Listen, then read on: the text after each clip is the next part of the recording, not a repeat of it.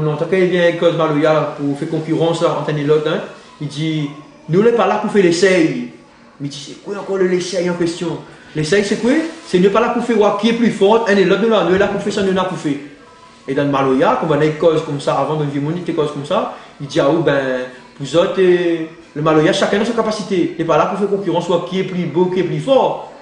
Il est là pour jouer Maloya, pour cause Maloya. Les vrais, mais ça, ce cause-là, il a double sens. Parce que dans le Maloya, nous connaissons très bien qu'il y a une concurrence entre les orateurs. Pour voir qui l'a petit mot plus en couillon, qui l'a les petits foutons, les petits foutons les mieux placés, qui gagne dire le bon mot au bon moment. Vous comprenez? Et c'est ça qui fait comment on dit ça, que le terme là, il est un peu ambigu en même temps. Ben, il dit, n'a pas ni pour faire l'essai, n'a pas ni pour faire concurrence, mais des petits coups de bouche comme ça, mais comment on dit ça, c'est un peu midi, un affaire, mais mieux le contraire. Ben, Maloya, il est là pour délivrer un message personnel. Après, là, il dépend de ça aussi. Il dépend du contexte dans lequel il joue Maloya, quand il fait Maloya dans le service.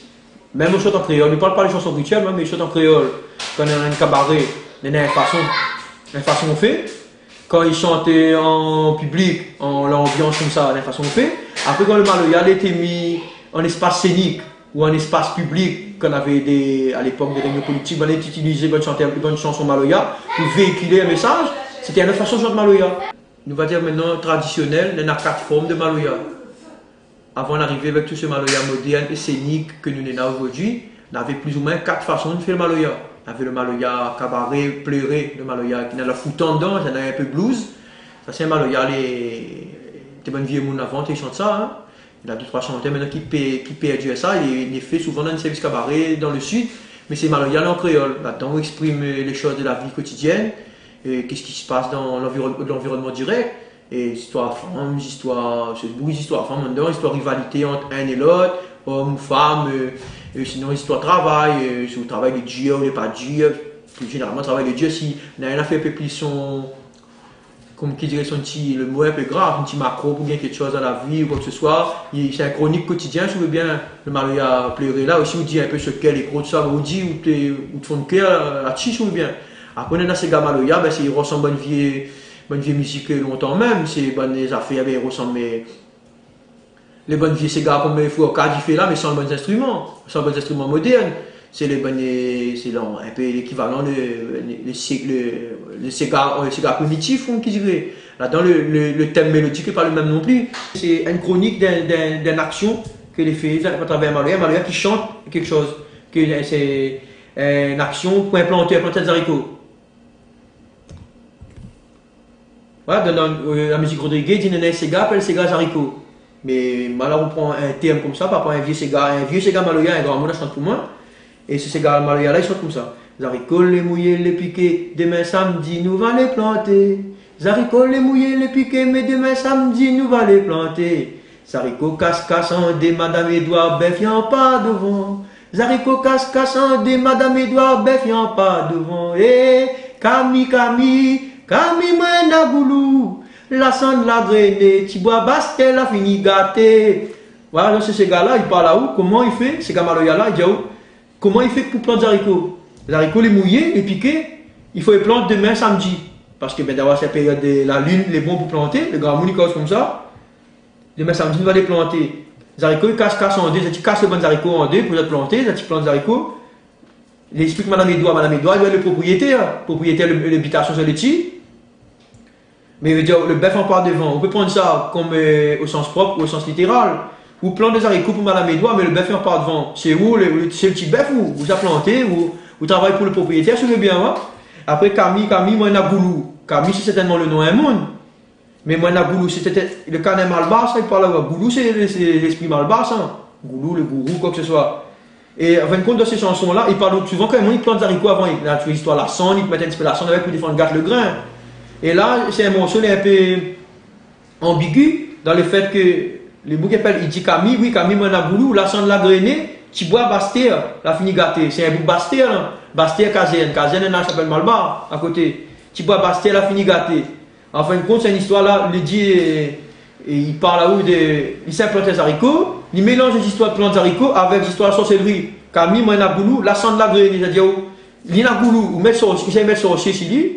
La sonde, la grenée, tout le monde, un peu de monde, il travaille avec la sonde, il fait sorcellerie avec la sonde est pleine d'autres affaires. La sonde, la grenée, tu vois, bâtir la fini gâtée. C'est-à-dire que le monde qui a mettre le sort aussi, il a gagné, casse, retourne le sort, parce qu'il a goulou aussi. En fait, quand c'est un morceau, là, il parle aux haricots, le plant des haricots, il parle de la sonde qui sert pour planter des haricots. C'est un morceau, il a plein de transversales, il a plein de portes d'entrée dans ce Maloya-là. Donc, quand un monde écoute Maloya, il faut qu'il écoute le Maloya dans les différentes possibilités. Maloya, il est comme un boule à facette. Il y en a 360 degrés dans un Maloya. Il faut bien lire dans les différents sens. Les pas au sens littéral qu'il faut prendre un Maloya. Voilà un exemple, il peut donner à vous. Après, on a une version Maloya l'esprit, Maloya sacré. Le Maloya, il chante comme manger pour cérémonie, qu'il soit malgache, qu'il soit caf. Et le manger pour le mort même, il fait. Mais il y a plusieurs styles de chansons, qu'elle est en binaire ou en ternaire, qu'elle n'est pas jouée sur le rythme Maloya lui-même. Chaque nation, malgache, il y a plusieurs nations malgaches, plusieurs nations africaines. Et maintenant, tout le monde il mélange un peu tout. Ça fait un service d'ancêtre. Mais toutes ces musiques-là, c'est le Maloya. Nous dire que c'est le Maloya rituel, le Maloya sacré, le Maloya l'esprit.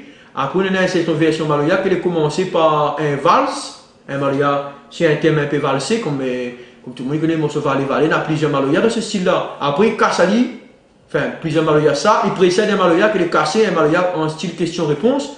Et ça, c'est une version ancienne Maloya aussi, qu'il n'est plus trop chanté non plus, génération comme là, il chante plus Maloya, il chante plus ce bon Maloya-là.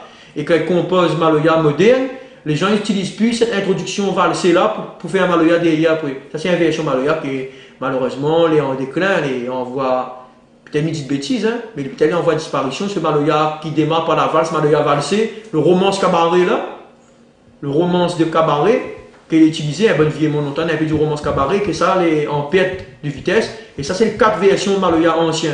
Et le bon chanteur moderne a mixé un peu tous ces bons 4 ingrédients de base de Maloya là pour faire le Maloya composé, le Maloya moderne que nous utilisons aujourd'hui.